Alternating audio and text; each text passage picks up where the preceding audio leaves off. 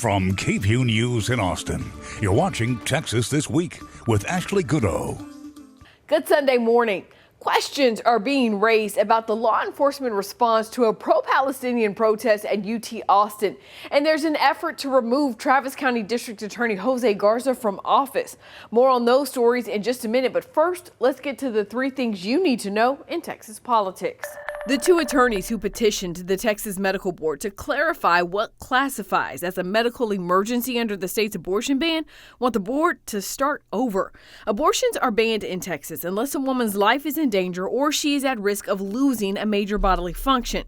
Doctors face up to life in prison, hefty fines, and the loss of their medical licenses for breaking the law. Amy and Steve Bresnan asked the board to issue guidance back in January, and in March, the board met to discuss guidelines. This week, the Bresnans submitted comments to the board, noting a proposed rule puts women in more danger. It would require doctors to document whether there was time to transfer a patient, quote, by any means available to a facility with a higher level of care to avoid an abortion. The Bresnans and others suggest this goes beyond the existing law, creates more uncertainty for doctors, and could lead to patient dumping.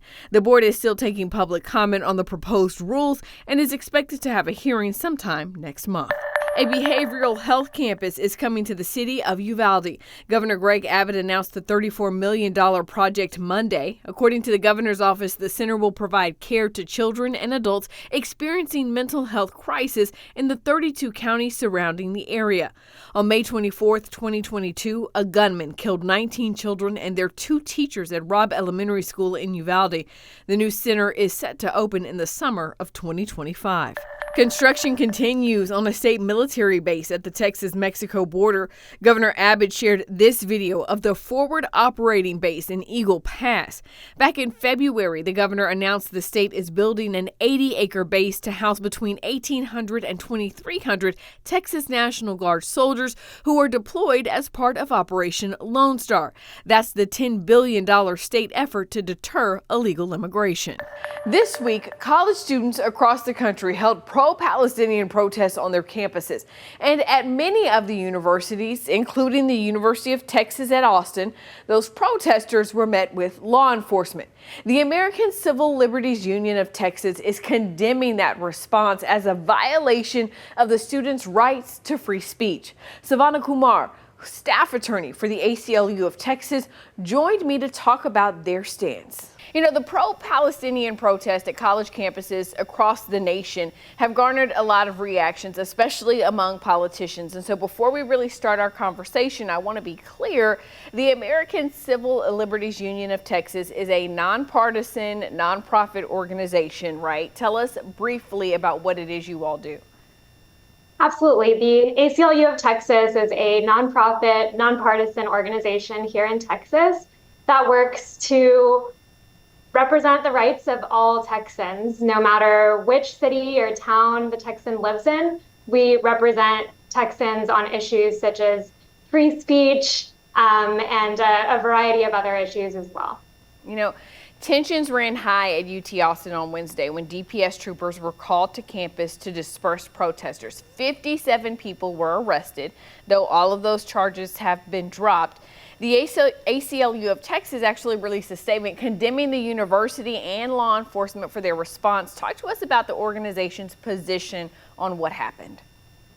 Absolutely. So earlier this week, we saw the power of the state used to suppress the voices of students as they organized in what appeared to be a peaceful protest. And we saw media reports of armed law enforcement's disproportionate response to this protest. While making dozens of arrests as well. And this militarized response to a protest is deeply concerning.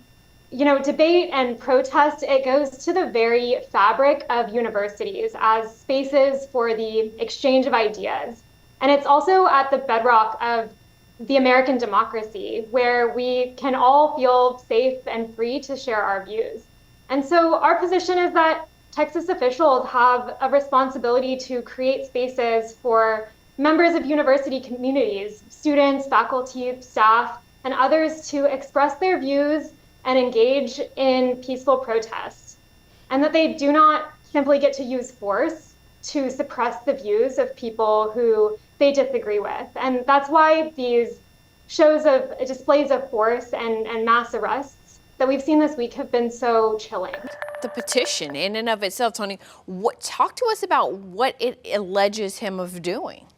So the petition itself, and the law is required to potentially remove district attorneys if they are enacting policies to not prosecute certain crimes.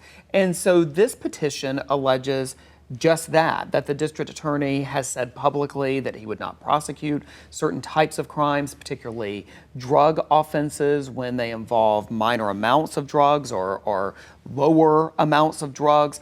And also actually a lot of discussion over abortion and whether or not Jose Garza and his office would or would not prosecute crimes related to abortion. The lawsuit actually makes other claims as well. For example, that the district attorney maintains a do not call list for certain police officers. That was one of their assertions, and has actually prosecuted police officers as well, or sought to prosecute police officers. That was part of this claim about why the district attorney should be removed. Can you tell us about the person who filed that petition?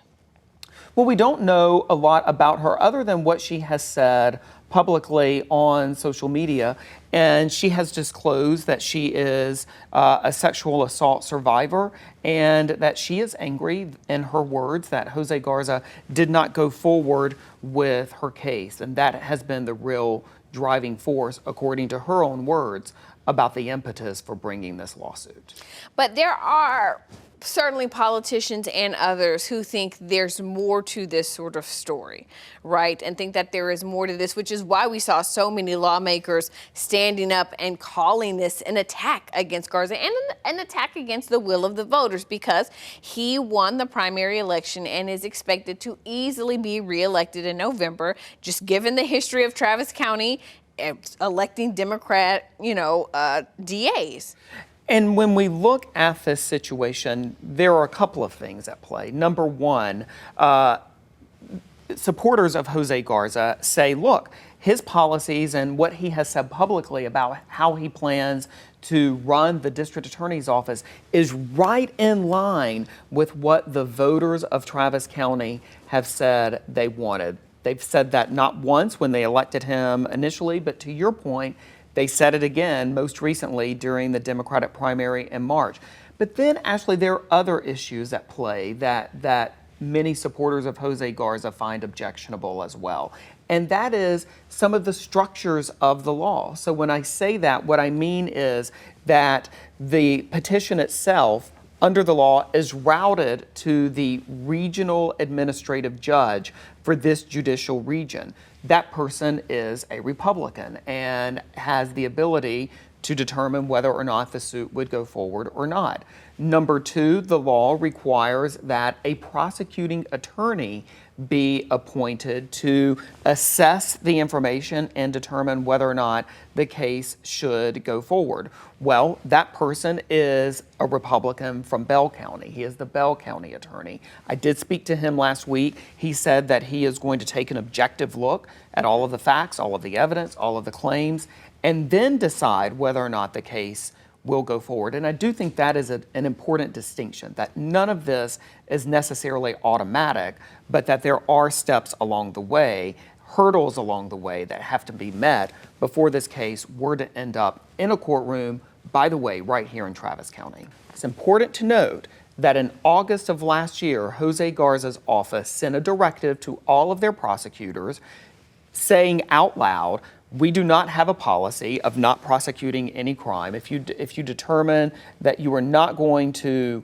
go forward with a case or reject a case, particularly reject a case, you do have to go back to the investigator and talk to that person about whether or not they could possibly collect other evidence to make the case more prosecutable. Notably sending that memo before that new law went into effect in Absolutely. September. But it is important to note that the conduct under House Bill 17 is not retroactive. It is from September 1st forward. Yeah. Certainly interesting to see how this will all play out. Tony, thank you so much for being Absolutely. with us. You can find more about the petition at KVUE.com. That's Texas This Week.